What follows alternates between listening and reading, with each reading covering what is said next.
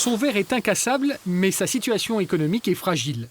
Duralex, qui réalise 80% de son chiffre d'affaires à l'export, a accumulé ces dernières années plus de 40 millions de dettes, notamment à cause du ralentissement de ses ventes au Moyen-Orient. Plusieurs candidats ont envoyé leur offre de reprise au tribunal de commerce, mais ces derniers jours, une autre société a revendiqué dans le quotidien La République du Centre la propriété de la marque, qui ne serait donc plus à vendre. Pour les représentants des salariés, ce changement d'actionnaire ne modifie pas la situation, car il n'a pas été fait dans les règles.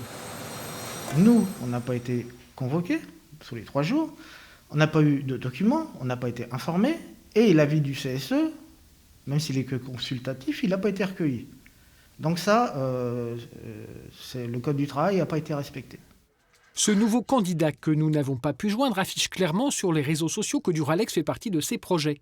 Mais il a des concurrents. Certains envisagent de supprimer la moitié des emplois, quand d'autres, au contraire, proposent de conserver tous les CDI. C'est le cas notamment du fonds d'investissement propriétaire de Pirex, implanté à Châteauroux, qui permettrait de limiter la casse. Je n'ai pas connaissance de toutes les offres. J'ai reçu l'entreprise Pirex à la mairie.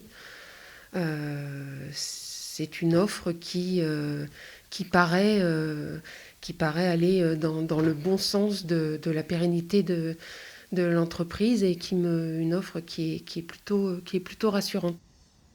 Le tribunal de commerce examinera les différentes offres de reprise le 22 janvier et il devrait rendre sa décision d'ici la fin du mois.